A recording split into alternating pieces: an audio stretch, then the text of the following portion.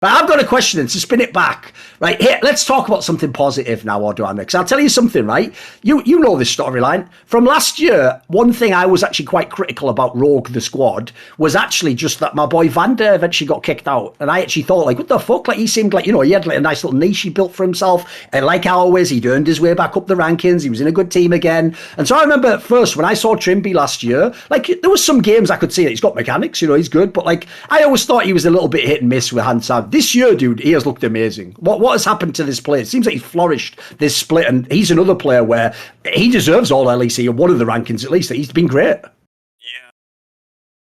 I mean, Trimby as a guy, he's more like, how to say, maybe introvert, So, like, last year, there was a lot of chaos, I guess. So there was a lot of, like, disruption between, like, the squad. It was like one of those environments where, if you win, everyone's like best friends, and if you lose, then everyone just fucking hates each other. So I felt like it was a bit hard for him to thrive in that environment, and also it was his rookie year, so there was a lot of pressure coming into it for him, and maybe he like underperformed in some moments, and I feel like that's like fair and natural. No one can hold that against him, given how like things were around him. But I just feel like now it's kind of the environment that he kind of thrives in, I guess, where there's a lot more emphasis on the group and not like individuals, like it used to be last year. There's not like a lot of people. Well, there's no people like pointing fingers at each other and be like, "Oh, you fucked up," "Oh, you're griefing," like it used to be, last year. And I feel like now it's a lot of easier for him to not have to deal with all of this bullshit and just just play. Indeed. I was thinking more about the Larson thing too, and this goes into my next question about you guys, because what's so crazy to me about like Larson kind of being shafted in this voting is that he had he's basically destroyed every narrative that you can have about his level of play, right? Because he went from mage, the best, the quintessential EU best mage player, to Lucian aggro laner extraordinaire last year. Now he's back in what you would consider his best meta, even though he was a perfectly good mid laner last year as well, very versatile, showed his versatility. Now he's back, and he's playing with an entirely different, like, reverse style of jungler to Inspired, and he still can't even get respect for that. And he's just incredibly consistent over the split. So I'm curious from your perspective as well, not only Trimby, but the swap from Inspired to Malrang is absolutely crazy. And like, I am shocked that you guys were able as a team to basically play around junglers who are the polar opposite of one another. Whereas like before, it was a lot about enabling Inspired's like pathing and his ability to make creative plays and be in unexpected places on the map and get massive CS advantages over to his opponent. Whereas Malrang just like won't farm and will just play super aggro, take very weird jungle pathing in order to create dives in the early game. Why did you pick Malrang? Because that seems like really hard for you guys to adjust to based on what you were used to. Especially with Inspire coming off an MVP performance, right? And then how did you so quickly adapt to that? And like, it's just really impressive. I don't think I've ever seen anything quite like it in LoL. Well, I think going into offseason, there was not a lot of options for EU junglers, if I'm not mistaken, because a lot of things were locked in stone. Razor was already like to Fanatic, and yeah, the talent pool was kind of shallow. Like now, in hindsight, you can think that like Syncroft was like a good fit or like a good jungler because he's been performing really well on BDS, But I mean, yeah, back then you can't really think much of it because, yeah, I mean, he was in Origin, the doomed Origin squad, and he didn't really do well. And in ERLs, it's like a lot of time there's like a lot of hype around ERL players, and they're like, wow, K-Corp is the best team in the league, and if they would be playing like any LEC team, they would just get stomped, because there's like a whole different league. It's easy to look good versus bad players, and it's a lot harder to look good versus like the best players in the league, So honestly, we just felt like there was not really a lot of options in EU, and there was like this thing circulating that like some EU teams are also interested in Malrang, and Rogue kind of just pounced on that idea, and yeah, I mean, it worked out. And as for the second part of your question, I think the shift was kind of not really difficult because in a way, even now we still play for jungle for like what he wants to do, and it's yeah, I mean, he just magically appears a lot more often next to our lanes than our jungler last year, So that's like a welcoming sight for us, But I don't know. I think in a way it just goes to show that like last year, we are very very good laners, me and Larsen, and we could facilitate Inspire's playstyle very well. And this year, in a way, we have like a better opportunity to like play for our strengths, as good laners, because jungler is also willing to facilitate that a lot more. And yeah, I mean, at the beginning it was rough because obviously language barrier and all of this, it was actually really hard. We were getting stomped a lot at the beginning, and we just had to kind of develop systems, I guess, where it was like really easy to communicate, with just like broken English and all of this stuff, and just kind of give him more freedom to do like what he wants, because like even now we still wake up with him like being somewhere, that we don't like expect him to. Like we don't call him, and sometimes he just does. Right. He just appears. Yeah, he just spawns there.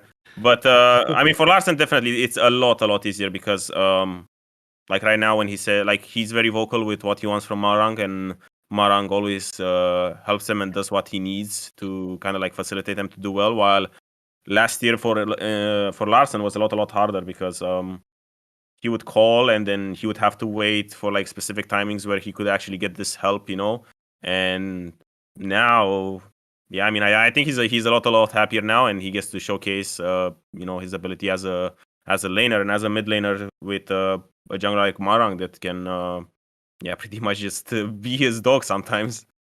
How did you guys scout Malrang? What was the process of like getting him on board? I mean, it was mostly done by, I think, the guys from the coaching side, like Freddy and even like Bloomy and Fly, like on top of that. I didn't really have like a lot of input because I didn't really like know much about it and like, get to see a lot of his games because he was like sub, and yeah, he got some stage time in Dam 1. But yeah, I mean, coaching staff did their research on that a lot.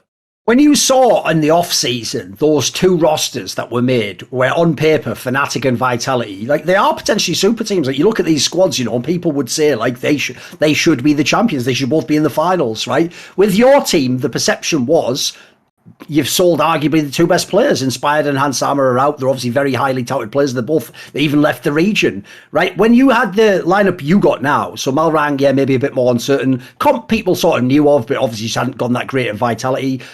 Is it a shock to you that the team could still finish the split in first place? And effectively, you were the best team in this split. I mean, I know some people are going to say they think like stylistically Fnatic is the records is it's Rogue. So what do you think about this like ability to rebuild the squad and then be number one still? Did you have any expectations like that yourself? I mean, I could give you a PR answer, but I'm not going to give you that one. But I mean, must have been a bummer when you heard those players were leaving, right? Part you must have thought, what the fuck? Like that's it. Like now we've just got an okay team, haven't I? Yeah, I mean, it was a bit like tilting or like infuriating because I mean, when you go into off season and like I talked to Rogan and like, yeah, here's your 2-year deal. This is the project we have Inspired on this many years, Hans on this many years, and all of this stuff. And then 1 year later, you're like, see ya, nerds, and I'm like, you feel mugged in a way, I mean, obviously it's not on purpose. It's just like unfortunate, because that's just circumstances. That's what happened. By the way, just as an aside, just 'cause it's a funny note, Rogue did make the mistake of when they signed Inspired last year, to an extended contract. Instead of just saying, good news, we've got another contract, they phrased it, Monty, like, good news, he's going to be here for like 3 years. And I was like, I remember saying, like, this could be mad, like, fucking inappropriate. If he isn't, that was like, next split, he was gone, like, what? He'll be here for 3 years as long as EG doesn't pay us millions of dollars. Right, there you go, okay, that was the asterisk, okay. Right, okay. Yeah, I mean, after I knew that he left or like he was leaving, and I look at that tweet and he's like, he's not going anywhere. I was like, yeah, that was it. He's not going anywhere, guys. It was bro. His friends like that, even I know. That's They even just forgot to, they just forgot to add in Europe after that. There you go. Yeah, I mean, I don't know. It was really like I don't know, infuriating. But I mean, sometimes things just don't go like your way, and stuff like this happens. It's just how it is. It's always but yeah, sad when your teammates retire to America, isn't it, Odoamne? yeah. It's a bit of a sad moment, but It's yeah, it's like in Lord of the Rings when the elves just like take those boats and just peace out of the continent, and just, you know, there's a glorious and righteous conflict going on their own continent. They just fucking leave. And then Samwise Odoamne Ganji's just left there like, fuck, I helped everyone the whole time. I'm just on my own again. Bloody. Yep. Any other quests going on? Any other hobbits? Just looking around. Dude, the guy who obviously for me is like what in English you call, it's like found money. It's like if you just found a pile of money on the ground, you're like, what the fuck? Of course I picked that up. It has to be comp, right? Because he's the guy, dude. I remember when he first came into LEC years ago, I think he came in season 10, right? When he first came into LEC, I remember, I think it was actually Veteran when I did that show with him back in the day, telling me like, this guy will be like one of the best ADCs in EU. But you saw in Vitality, it's like, it wasn't even that he was bad, just something about that squad. They had a bunch of different versions, people remember, and eventually obviously they replaced him with Crown Shot, like cynically at the end of the, like halfway into the split or whatever the fuck, right? If people would never believe now, if they see the player who played this split, that this guy was available to be picked up in it, like that's ridiculous to me, dude. Like he has been so clean this split, like he was contender for best ADC. Yeah, I mean, but it's hard because it's like in a way you could say that you just flip a coin and someone just matches like the team and like the style that you want to play, and he fits in like a glove, you know, and he does what he needs, you know. But then you look at like Vitality and stuff, because in a way that situation was similar to what we had at Schalke when we were like 0-8 or like 1-8, whatever we were. Right. You're at the point where you're like, you're just so fucking bad that you're literally gonna start benching people left and right. Because just for the sake of doing something, right? But you got to do something. I mean, it's like you're in crisis management where you're like, the house is on fire and you literally try to put it out the best way you can, and you're like, you practice with this roster so many times and you still suck, so let's try a new ADC, let's try academy support, let's try a new mid, let's try a new jungle. And for him getting benched from like Vitality is kind of like, I feel like that same scenario where the house is on fire and someone has to take the L to see maybe a miracle happens, you know, and that's kind of like what happened to them, I guess. I mean, with Crownshot, they started playing better. They almost made playoffs, and for us, that happened as well at Schalke when we benched Forgiven. Inax, like like he's not like as good of a player as Forgiven was, you know, like talent wise, but all of a sudden he's just giving you what the team needs. So in a way, I feel like he's been unlucky since he was in that Vitality scenario that I guess devalued him. I mean, made people be like, yeah, he's not as good. He got benched from Vitality. Because the thing is, no one's going to look at the games anymore and be like, oh, that's true. Yeah, there's a glimmer of hope. Everyone's going to be like, oh, what happened? Oh, he got benched. There must be a reason he got benched. He must be bad. And that's usually like how it goes with like stuff like this. So, I mean, in a way, like, you know, when Rogue made the signings of like Marang and Comp, I wasn't really like, oh my god, this is like the best thing ever, you know, because I mean, you're losing your number one ADC in the league, you know, number one jungler in the league, and it's like, no matter who you get, it's gonna suck, you know, even if you go from like, I don't know, the best ADC in the league to like third or fourth best ADC in the league, you're like, yeah, you're still downgraded, you know, so it's like, it's just like, I feel like it was one of those situations where you can't, I mean, obviously you're optimistic, you know, because you want to just do your job and play well and kind of prove to everyone that you're not like a shit team and all of this stuff. But the circumstances that you like put in is like, you have to be realistic and be like, yeah, this is shit, but you have to fucking work hard.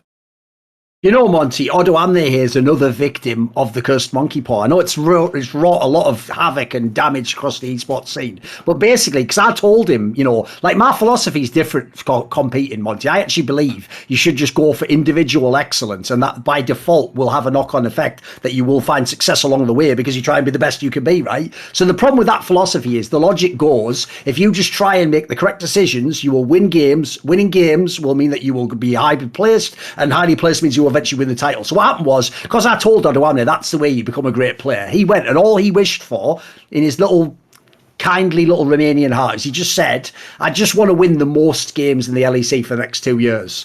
And you know what? Yes, he has won the most games in the LEC for the last 2 years. No one else is close. The problem is bloody playoffs. Should have said playoffs. Fuck, I told him. It's all. See, when you ever make a deal with the devil, it's always in the exact fine print. You got to get that exact. You know, his lawyers are amazing. I'm telling you, they work with Bill Gates and everything. So the question now is this, Odoamne. Now we have to have the discussion. It's going to happen this time for Rogue. You're going to do it. This is the team. For real. I'm even going to tell you right now, Odoamne. I know I shouldn't do it. I promised myself after last split, that summer split, never again. But I am going to fall for it. I'm actually going to say Rogue wins this split. I don't give a fuck. Listen, I'm going to eat that delicious razor cake like Monty did every year with Katie Rolster. Odoamne, the joke. Are you familiar with the razor cake? No, I don't know that is a cake. Okay, so the metaphor is this, Odoamne. There's a cake that's given to you, and it just looks absolutely delicious, right? Perfect frosting. What's your favorite flavor of cake? Either like raspberry or like chocolate. Okay, so it's chocolate with raspberry jam. That's what it's told you. Okay, so you take a bite of this cake. And there's a razor blade in it, and it cuts the fuck out of the inside of your mouth, right? And you're like, holy shit, I would never trust this person to give me a cake again. And what's so amazing about the Rogue razor cake is that it's different every time. So you think that there aren't going to be razors in it. Exactly. You're like, wow, this cake looks delicious. I love Larson Control Mage cake, and you eat it, and it just cuts the fuck out of you. Then you're like, wait, they changed their entire style. Now they don't have early game problems. Surely this cake doesn't have razors in it this time. And it had a fuck ton of razors in it. And now they're like, oh, look how aggressive their jungler is. Odoamne playing carries in the top lane. I love this. Larson doing great in lane. And then, are there razors in it this time, Odoamne? Is it safe to eat the cake, finally, please?